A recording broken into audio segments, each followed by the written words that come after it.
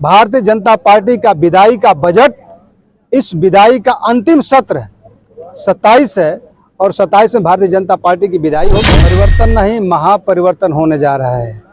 बाबा मठ में जाएंगे और अखिलेश यादव जी उत्तर प्रदेश के मुख्यमंत्री बनने जा रहे हैं। जो बाबा की सरकार चल रही है, इसमें शिक्षा महंगी होती जा रही है, इस पर क्या कहेंगे आप? देखिए, मुख्यमंत्री जी को और वर्तमान सरकार को शिक्षा से कुछ लेना देना नहीं रह गया है। जहां बजट लैप्स हो रहे हों और बजट के बाद जो अनुपूरक बजट लाया जाता है वो मुख्य बजट नहीं खर्च हो पा रहा है, लेकिन इसके बाद तुरंत अनुपूरक बजट आ रहा है। इससे स्पष्ट हो रहा है कि जो वर्तमान सरकार है न शिक्षा पे खर्च कर पा रही है, न पीडब्ल्यूडी में खर्च कर पा रही है, न ऊर्जा में खर्च कर पा रही है, न समाज कल्याण में खर्च कर पा रही है।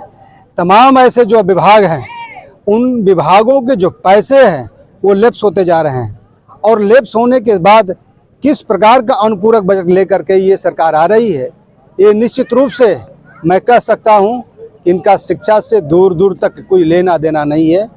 लोगों के अंदर वैमनस्य की भावना पैदा करना और सिर्फ चुनाव लड़ना, चुनाव जीतना इनका एक मुख्य उद्देश्य हो गया है।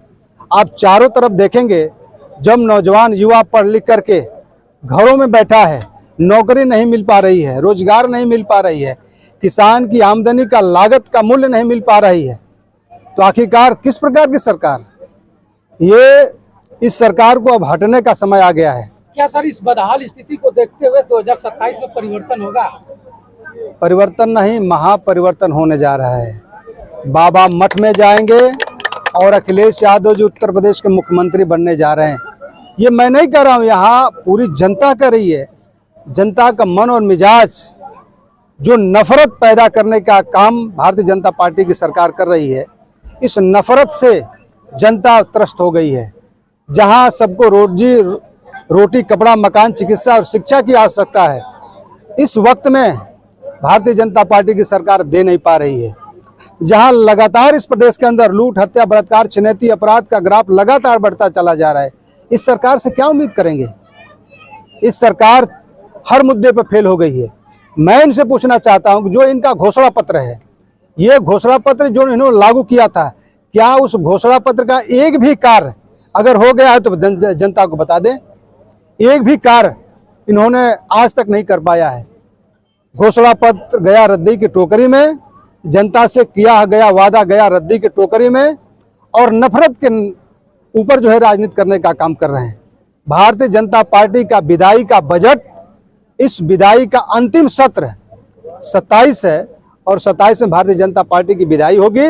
उत्तर प्रदेश के अंदर माननीय अखिलेश यादव जी के नेतृत्व में भारी मैंडेट के साथ, भारी बहुमत के साथ सरकार बनने जा रही है। विधायक जी, आज जहुराबाद में विशाल भाईचारा मीटिंग हो रही है और इस मीटिंग से क्या जहुराबाद और पूरे गाजीपुर साथ? देखिए, समाजवादी पार्टी हर जगह अपना भाईचारा, पीडीए का जो नारा है, उस पीडीए के नारा को लेकर के लगातार काम कर रही है।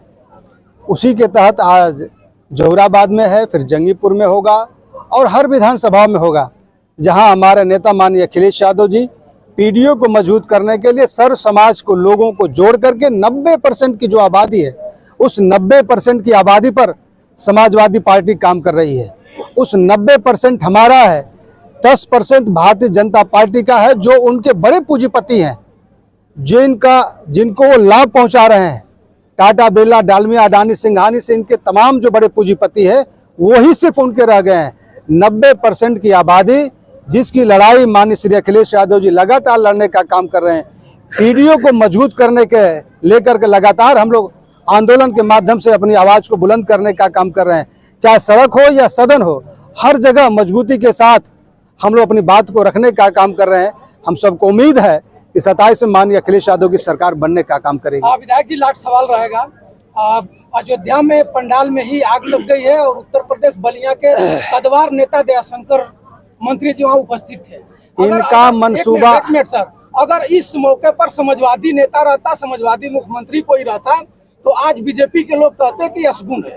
आप क्या कहेंगे इन लोगों को? इनके लिए अशगुन है, ये इनके लिए अशगुन है। इनकी विदाई का वक्त आ गया है, इसीलिए तो पंडाल में आग लग रही है। अग्नि माता भी इनसे काफ़ी क्रोधित हैं, इनसे अग्नि माता भी क्रोधित है और कहीं न कहीं मौका आएगा तो अग्नि माता भी इनको जो है परिणाम दे रही है और देंगी। धन्यवाद सर।